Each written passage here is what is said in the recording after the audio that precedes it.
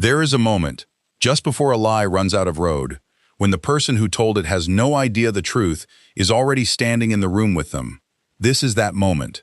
On a warm October evening, in a small-town gymnasium, decorated with cheap streamers and a banner that read, "Welcome Home, Class of 2006, a man named Marcus Calloway stood alone near the entrance, holding a name tag that still carried the faint ghost of his own handwriting from 2 decades earlier, buried now beneath a fresh sticker with his name printed in someone else's careful cursive. He did not move right away. He simply stood there, listening to the laughter drifting toward him from across the room, laughter that belonged to a woman who once told an entire town he would never amount to anything worth mentioning. 6 years had passed since that woman, Danielle, walked out of his life, certain she was leaving behind a man with no future. Tonight, in that same gymnasium, surrounded by people who still believed the story she had told them, Marcus was quietly worth more than every single person in that room combined, and not one of them had the slightest idea. He had not come to prove anything. He had not come for revenge. He had come because an old friend asked him to, and because some part of him still needed to see, one more time, whether the town that buried him with words had changed at all in his absence. What he did not expect was how quickly the evening would begin to unravel the version of himself everyone had agreed to remember. Across the room, Danielle stood with a glass raised, mid-laugh, saying something cutting to a small circle of old classmates who leaned in the way people do when they sense a story worth repeating later. She did not see Marcus yet. He saw her. And for a moment, his expression held something none of them would have been able to name if they had been watching closely enough. Something that was not anger and was not hurt in the way they might have expected, but something quieter, older, and far more settled than anyone in that gym could have guessed from a man they assumed had spent the last 6 years failing to rebuild a life she once said he never had the ability to build in the first place. This is not a story about money, though money will matter before the night is over. This is a story about what people decide about a man long before he has finished becoming himself, and about what happens when the truth walks quietly into a room full of people who never once considered they might be wrong. Nobody in that gymnasium knew what Marcus Calloway had spent 6 years building in silence. Nobody knew what he had chosen not to say, and why. And by the end of this night, several people in that room were going to learn that the story they had been so certain about for years was never the real one at all. Before we go any further into what actually happened that night, let us know in the comments where you're watching from. We'd love to hear from you. And don't forget to hit that subscribe button so you never miss any of our upcoming videos. Here is what nobody in that gym understood yet. They did not know why Marcus Calloway had shown up alone, in a plain jacket, driving the same old truck half of them still made quiet jokes about. They did not know why a man they assumed had spent 6 years struggling had suddenly decided, after years of avoiding every reunion invitation Ellie Ward had ever sent him, to walk through those doors tonight of all nights. They did not know what Danielle would say to him before the evening was through, or why her husband, a man named Preston Marsh, who carried himself like someone who had never lost at anything, would spend most of the night with his phone pressed to his ear, stepping outside every 20 minutes with an expression he was working very hard to control.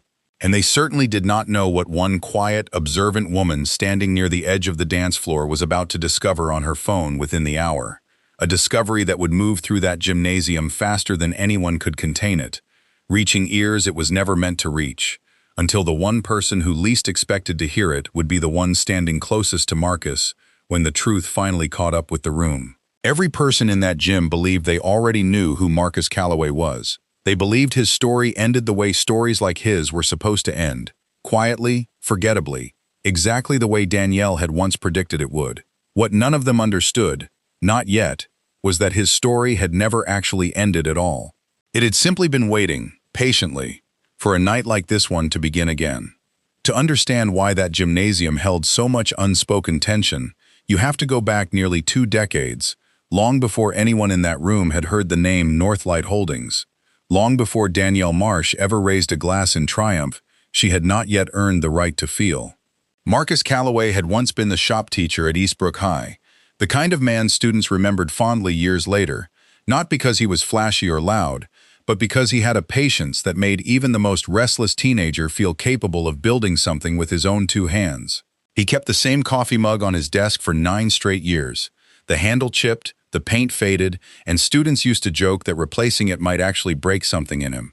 He married Danielle at 24, in a small ceremony neither of their families could afford to make bigger, and moved into a modest house on the edge of town, with a porch that leaned slightly to one side and a yard he promised himself he would fix up someday.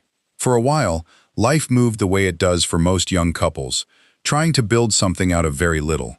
There were Friday night dinners at the diner on Main Street, a second-hand car that broke down more often than either of them wanted to admit, and a quiet, steady kind of happiness that neither of them thought to question because it simply felt like the beginning of something bigger, not an ending in disguise. Then came the year the school district cut nearly half its vocational program folding shop class into a single overworked elective, taught twice a week, and letting go of teachers like Marcus, with a short letter and a handshake that felt more like an apology than a decision. He found himself standing in a warehouse instead of a classroom, stacking pallets for a paycheck that barely stretched to cover what his teaching salary once had, coming home each night with his hands raw and his pride quietly bruised in a way he never mentioned out loud. Danielle picked up extra shifts at a dental office to help cover the gap, and for the first year, they treated it like a temporary setback rather than a permanent shift in what their life was becoming. At night, after Danielle and their daughter Sarah had gone to sleep, Marcus sat in the garage sketching designs for a small-scale energy storage system he had been thinking about since college, an idea almost nobody in his life took seriously.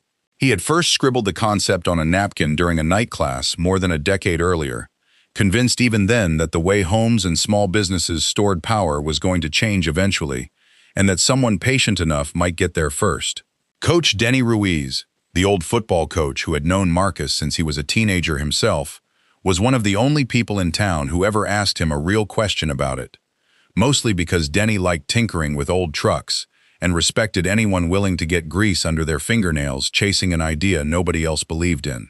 Danielle noticed the hours Marcus poured into that garage, the money that occasionally disappeared into parts and prototypes ordered from catalogs she didn't fully understand, and she began to see not a man chasing something meaningful, but a man avoiding the responsibility of simply getting a better job, like everyone else's husband had managed to do.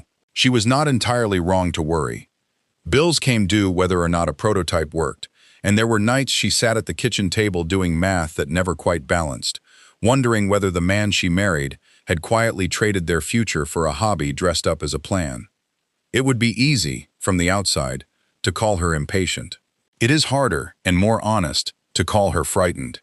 It would be easy to make Danielle the villain of this story from the very beginning, but that would not be honest.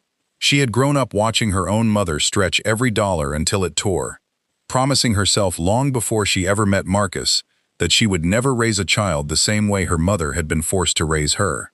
Her fear was not cruelty. It was a woman trying to protect her daughter from a kind of uncertainty she remembered too well from her own childhood, and mistaking her husband's quiet persistence for stubborn denial. She was not wrong to be afraid. She was only wrong about what that fear should have made her do next, and by the time she understood the difference, 6 years had already passed, and there was no undoing any of it. There was one evening, roughly a year before everything finally broke, that Marcus never told anyone about, not even Danielle at the time. A representative from a regional utility company had reached out after hearing about his early prototype through a mutual acquaintance, offering a modest buyout that would have covered their debts twice over and given them breathing room they desperately needed. Marcus turned it down quietly, without discussing it with Danielle first, convinced the design was worth far more than what was being offered and that patience would eventually prove him right.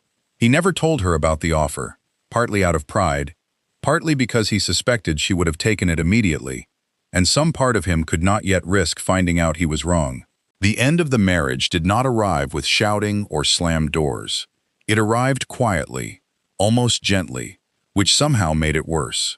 Danielle told Marcus one evening, calmly, sitting across from him at the same kitchen table where she had done so much unbalanced math over the years, that she could not keep believing in something that never seemed to turn into anything real. She packed what she needed for herself and for 12-year-old Sarah and moved in with her sister 2 towns over, telling Sarah only that things were going to be a little different for a while, not realizing yet how permanent that difference would become. Marcus did not fight the decision.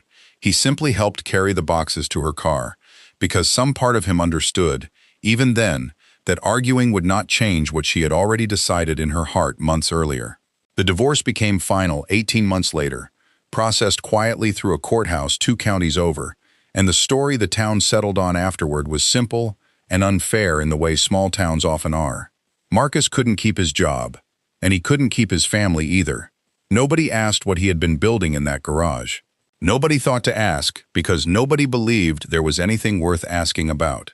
Coach Ruiz was one of the few who occasionally checked in, stopping by the modest apartment Marcus moved into on the edge of town, bringing over a 6-pack and asking, without much ceremony, whether that battery idea of his was still worth anything. Marcus never gave him a straight answer, mostly because he did not yet know the answer himself. Within 2 years, Danielle had remarried. Her new husband, Preston Marsh, arrived in Eastbrook with the kind of easy confidence that made people assume success was simply a fact about him rather than something he had built, or, more accurately, borrowed heavily to appear to have built. He spoke often about developments and partnerships, about deals that were always one signature away from closing, and he drove a car that turned heads on Main Street in a way Marcus's old truck never had. The town saw him as proof that Danielle had moved forward, had leveled up in exactly the way she deserved, after wasting so many years on a man who never became anything. Sarah, only 14 at the time, adjusted the way children often do, quietly, without much choice in the matter. What almost nobody noticed, in those early years, was how often Preston mentioned being between projects, or how a cousin who worked at his firm went quiet whenever someone asked how business was actually going. There were small signs, easy to overlook if you were not looking for them. A payment on the country club membership that lapsed for 2 months before quietly resuming. A development project mentioned enthusiastically at one dinner party and never brought up again at the next. Danielle, still adjusting to a new marriage and a new home, chose not to examine those signs too closely, telling herself that every business had slow seasons and that Preston's confidence alone was proof enough that everything would work itself out eventually. Through all of this, one person never fully accepted the town's version of Marcus Calloway. Ellie Ward had known him since they were both teenagers, long before Danielle ever entered the picture, back when the 3 of them used to sit on the same bleachers during Coach Ruiz's Friday night games. Something in her never let go of the belief that there was more to his story than a man who simply failed to keep up. She was the one who kept sending him reunion invitations year after year, even when he never responded, even when others on the committee quietly suggested it wasn't worth the effort anymore. She never asked him for anything. She simply refused to close the door the way everyone else had, and that small, stubborn kindness would end up mattering more than she could have imagined on the night everything finally surfaced. 3 years after the divorce, in a plain office far from Eastbrook, Marcus sat across from a lawyer who slid a folder across the table with a company name printed on the front that meant nothing to anyone back home. His hand was steady as he signed it, though what that signature represented would take years to fully reveal itself. It was a licensing agreement for the storage technology he had spent so many quiet nights building in that garage, technology a handful of engineers in the renewable energy world had begun to take very seriously, even if his own hometown never noticed the shift happening 2 states away. That single signature was the first thread in a fortune that would eventually make Marcus Calloway one of the wealthiest men in the country, and almost nobody who had written him off would learn the truth for years. In the years that followed that signature, Marcus's life changed in ways that were almost impossible to reconcile with the man Eastbrook remembered. Northlight Holdings grew from a small licensing deal into a company at the center of an entire industry's shift toward better energy storage, expanding faster than even Marcus had once dared to imagine on those quiet nights in his garage. He bought no mansion, wore no different clothes, and made no effort to announce any of it to a town that had already decided who he was. He kept a small apartment 2 states away, drove a truck nearly identical to his old one, and spent most of his time either in a lab or on calls with engineers, treating his growing fortune less like a trophy and more like a responsibility he had not fully adjusted to yet. Sarah was the only person in his old life he stayed genuinely close to during those years, visiting her whenever school breaks allowed, careful never to overwhelm a teenager already adjusting to two very different households. He told her fragments of what he was building, enough to be honest, never enough to turn her into a keeper of secrets she was too young to carry. She grew up watching her father remain exactly the same steady, unhurried man he had always been, regardless of what was happening in his bank accounts, and some part of her, even before she fully understood the scale of it, respected him more for staying so quiet about it than she ever would have respected him for announcing it. Now return to that gymnasium. To the night everything the town believed about Marcus began to come apart. He had arrived late, deliberately, wearing a plain jacket, and driving the same old truck people still made quiet jokes about. Ellie met him at the door, relief written plainly across her face, as if some part of her had genuinely worried he might never show up at all. Their conversation was warm and easy in a way that surprised him, a reminder that not everyone in that town had spent the last 6 years believing the worst about him. For a few minutes, standing near the entrance with an old friend, Marcus allowed himself to feel something close to comfortable before the rest of the evening began to unfold. Near the punch table, Coach Denny Ruiz spotted Marcus before almost anyone else did and greeted him with the kind of loud, genuine warmth that cut through some of the tension Marcus hadn't realized he was carrying. Denny asked, half joking, whether that old battery idea from the garage had ever gone anywhere, the same question he had asked a dozen times over the years, without ever getting a real answer. This time, Marcus simply smiled and said it had gone somewhere, leaving the rest deliberately vague, the way he always did with people he genuinely liked, but was not yet ready to explain himself to. Denny laughed it off, assuming it was just another one of Marcus's modest non-answers, and moved on to greet someone else, unaware of how close he had come to the actual truth. Danielle and Preston arrived not long after, drawing the kind of attention that follows people who have grown accustomed to being noticed. His watch caught the light a little too easily. Her dress was chosen with the kind of care that suggests a person still measuring her worth by the eyes in the room. For nearly 10 minutes, Marcus and Danielle moved around the same space, without directly acknowledging one another, both aware of exactly where the other stood, neither willing to be the one who closed that distance first. Old classmates glanced between them, sensing without being told that something unfinished still lingered between two people who had once shared a home, a child, and a version of the future neither of them ended up living. It was near the drink table that Danielle finally spoke to him, her voice pitched just loud enough for the small cluster of classmates nearby to hear clearly. "Still driving that same truck, Marcus," she said, with a smile that did not reach her eyes. "Some things really don't change." The laughter that followed was polite, restrained, but it carried exactly the sting she intended it to carry. Preston added his own remark about certain people peaking in high school, unaware of how literally untrue that observation actually was. Marcus did not raise his voice. He did not defend himself, did not correct them, did not offer even a single detail that might have changed the shape of the moment. He simply said something quiet, something gracious, and walked away. That restraint was not weakness, and anyone paying close attention would have sensed there was something deliberate in it. Marcus had learned a long time ago that people who need you to explain yourself to them were never actually planning to believe you in the first place. Across the room, Ellie had watched the entire exchange, and something about the calm on his face as he walked away struck her differently than it seemed to strike anyone else.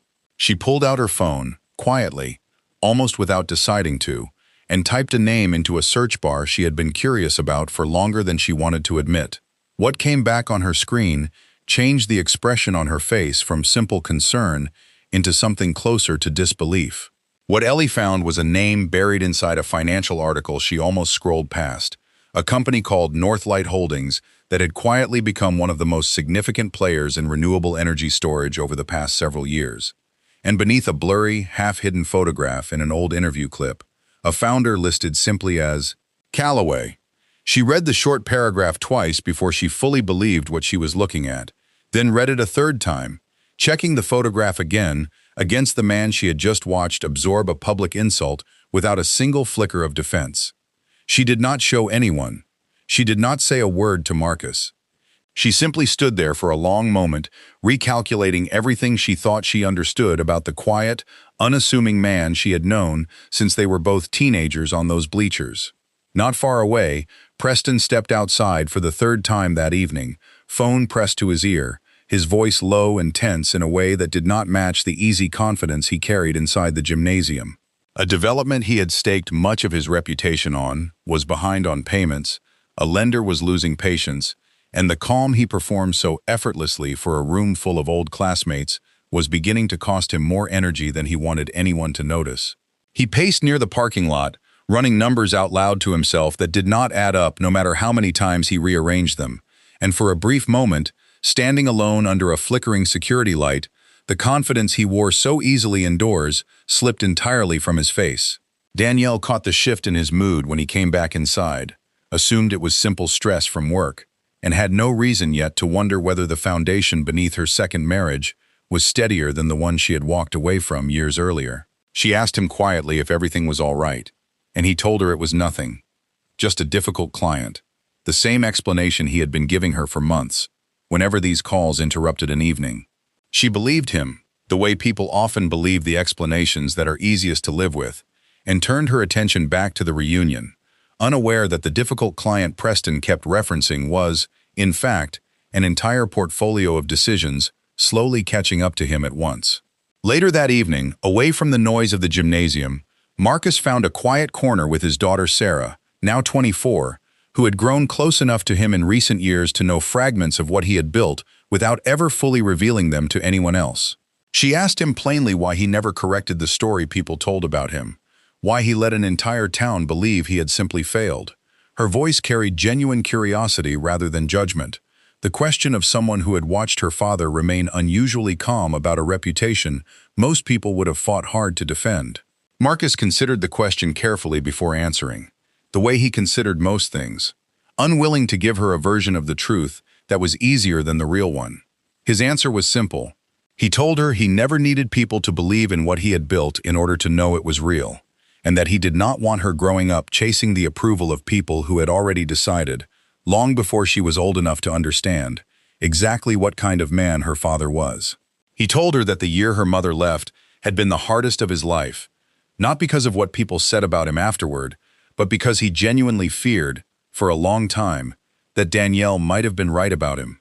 It took years of quiet, unglamorous work before he trusted his own judgment again, and by the time he did, he no longer felt the need to prove it to a town that had already made up its mind. The rumor Ellie had uncovered did not stay contained for long. A classmate working in finance recognized the name Northlight Holdings from a filing he had seen months earlier, mentioned it in passing to someone near the dessert table, and within 20 minutes the words Marcus Calloway and trillionaire had begun moving through the gymnasium faster than anyone could have controlled. Small groups broke apart and reformed around the same sentence, repeated with slightly different details each time, until the story had grown several versions removed from whatever Ellie had actually read on her phone. Someone insisted he had sold a company to the government. Someone else swore he had invented something used in every electric car on the road. None of it was quite right, but all of it pointed toward the same undeniable shift settling over the room. Danielle heard a fragment of it first as a joke, something she nearly laughed off before the tone of the person repeating it made her pause. "Wait," someone said again, more carefully this time, "Marcus Calloway, like our Marcus?" The laughter around her thinned into something quieter, more uncertain, as the sentence repeated itself across the room like a current finding new ground. She scanned the gymnasium for him instinctively, the way a person searches a crowd for someone they suddenly need to look at directly, rather than from a distance, and found him standing near the far wall, unreadable, seemingly unaware of the sentence now moving through the room with his name attached to it. Danielle found him again near the far end of the gymnasium, away from the music, her earlier confidence noticeably softer now. She asked him directly, half joking, half not, whether there was any truth to what people were suddenly whispering. Marcus did not perform triumph, and he did not draw the moment out longer than it needed to be. He simply told her yes, the company in the news was his, and yes, he had kept it quiet on purpose, because he had never built any of it to be believed, only to be true. The silence that followed lasted longer than either of them expected, and in that silence, Danielle appeared to understand something far heavier than the number attached to his name. The man she left for having no future had, in fact, been building one the entire time.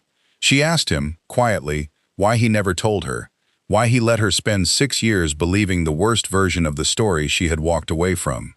Marcus answered honestly, without bitterness, telling her that for a long time after the divorce, he wasn't certain the idea would ever amount to anything either, and that by the time it did, so much had already been said and settled between them that correcting the record felt less important than simply moving forward. He told her he did not build any of it to prove her wrong, though he understood if she found that difficult to believe standing where she was standing now. Danielle absorbed this quietly, the humor from earlier in the evening long gone from her expression. Preston's reaction, once the truth reached him, revealed something quieter and more desperate than surprise. He approached Marcus with practiced warmth, framing himself as an old friend from a distance, hinting gently at old times and mutual respect, clearly hoping some version of reconciliation might soften whatever financial trouble he was currently standing in. He mentioned, almost casually, that he had heard great things about Northlight Holdings for years, and that it would be wonderful to catch up properly sometime, perhaps discuss opportunities where their respective interests might align. Marcus recognized the maneuver for exactly what it was within seconds, having heard some version of that same pitch from dozens of people over the years who wanted something from him only after learning what he had. He did not embarrass Preston in front of the room, did not expose the phone calls or the tension everyone had noticed but not understood. He simply declined the invitation to play along, with a calm that left Preston standing slightly alone near the punch table, his easy confidence noticeably harder to locate than it had been an hour earlier. Preston lingered a moment longer, searching for some follow-up angle that might salvage the conversation, before quietly excusing himself toward the parking lot, phone already back in his hand, dialing a number he had been avoiding all evening. It was Coach Ruiz, of all people, who unknowingly delivered the sharpest moment of the night without meaning to. Overhearing part of the rumor moving through the room, he walked straight up to Marcus, clapped him firmly on the shoulder, and asked loudly enough for several nearby classmates to hear whether it was true that his old garage project had actually turned into something real after all these years. Marcus admitted, simply, that it had. Denny let out a booming laugh, told the small crowd that he always knew that stubborn kid would build something worth building, and added, almost as an afterthought, that he still had an old grease-stained napkin somewhere with Marcus's first sketch on it, because he'd known even then it wasn't something to throw away. Before the night ended, Marcus found Ellie again, thanking her quietly for something she was surprised he even knew to thank her for. He told her he appreciated that she had not said a word to anyone after finding what she found, and that she had treated him exactly the same both before and after learning the truth. Ellie admitted, with a small, honest laugh, that she almost said something the moment she saw it, but decided it wasn't hers to say, and that watching him walk away from Danielle's comment earlier that night, without a single flicker of anger, had told her more about who he'd become than any headline ever could. Something honest passed between them in that moment, not rushed, not dramatic, simply two people who had known each other long enough to recognize when something real was finally being acknowledged out loud. Neither of them called it anything more than friendship that night, but anyone watching closely might have noticed the way that friendship had quietly shifted into something neither of them was in a hurry to name just yet. They stood near the edge of the dance floor a while longer, talking about nothing important, the kind of conversation that only feels significant afterward, once you realize how comfortable it had been the entire time. Later, a woman Marcus had taught briefly decades earlier approached him nervously, mentioning a small, struggling business she had poured her savings into, unsure why she was even telling him, only that the rumor moving through the room had made her brave enough to try. Marcus listened, asked a few quiet questions about her business, genuinely curious rather than performing interest for the sake of the moment, and before leaving that night, wrote something down and handed it to her without a single word of explanation. He did not make an announcement. He did not turn the gesture into a performance for the room that had, only hours earlier, laughed at his truck and his jacket. He simply helped, the same way he always had, long before anyone in that gymnasium had a number attached to his name worth noticing. The final twist of the evening arrived not as a dramatic confrontation, but as a quiet piece of information Marcus chose to share only with Danielle, once the crowd had thinned and the music had softened into something meant for people getting ready to leave. Months earlier, through a subsidiary of Northlight Holdings, he had anonymously offered a struggling development company a financial lifeline, never realizing until that very week whose company it actually was. The paperwork had passed through layers of representatives on both sides, names and signatures exchanged without either side ever meeting directly, until a routine internal review brought Preston's name across Marcus's desk for the first time. He had already decided, before he ever knew Preston's name was attached to the deal, to withdraw the offer, not out of any personal motive, but because the numbers simply did not hold up on their own merit. Whatever difficulty awaited Preston in the months ahead had never been engineered by Marcus. It had simply been waiting there already, independent of anything happening in that gymnasium. Danielle absorbed this information slowly, understanding for the first time that the man she once accused of never building anything real had, without either of them realizing it, briefly held her second marriage's financial future in his hands, and had walked away from it purely on principle, long before he ever knew who was on the other side. In the weeks that followed, Sarah began spending more time with her father, not because of anything he had revealed that night, but because of the way he had carried himself once everyone finally knew. She told him once, over a quiet dinner, that watching him refuse to gloat had taught her more about real confidence than anything she had learned in school, and that she finally understood why he had never felt the need to correct people who were wrong about him. Marcus told her simply that being right in front of people who once doubted him had never mattered nearly as much as being right in front of her. Danielle reached out once more, privately, offering an apology that came out clumsy and incomplete, the words of someone still working out how to sit with having been wrong for so long in front of people who had once agreed with her completely. She admitted that she had spent years quietly repeating the same story about him to make sense of her own choices, and that hearing the truth had forced her to question far more than just the number attached to his name. Marcus accepted it plainly, without turning the moment into anything more than what it was. He did not need her to suffer for the years that had passed. He only needed the truth, finally, to belong to itself. Preston's financial troubles, unrelated in the end to anything Marcus had chosen to do, continued to surface in the months that followed, the way overdue consequences often do, regardless of who is watching. Denny Ruiz, hearing pieces of it secondhand around town, remarked to anyone who would listen that some people build quietly for years before anyone notices, and some people perform confidence loudly until there's nothing left to perform it with. He never said Preston's name directly when he said it, but most people in Eastbrook understood exactly who he meant. Some weeks later, Marcus sat across from Ellie in the same small diner that had anchored so much of his life long before any of this began, ordinary and unremarkable, in exactly the way that felt right after everything that had surfaced. He had never needed that gymnasium or anyone inside it to understand what he had built. He had only ever needed to know it himself, long before the rest of the world caught up to a truth he had been quietly living inside for years. Ellie asked him, almost teasingly, whether he had any regrets about staying quiet for so long. He thought about it honestly before answering, admitting that the only regret he carried was not trusting sooner that some people, like her, had never needed convincing in the first place. And perhaps that is the real question worth sitting with tonight. Have you ever let people believe the worst about you, simply because the truth was not theirs to have yet? If you were in Marcus's position that night, would you have revealed the truth the moment they laughed, or would you have let it stay quiet exactly as long as he did? Let us know in the comments. We genuinely want to hear how you would have handled a night like that one. And if this story kept you watching until the very end, wait until you hear what happened in the next story we have waiting for you, because this one is only the beginning of what people hide behind ordinary lives. Don't forget to subscribe so you never miss what's coming next.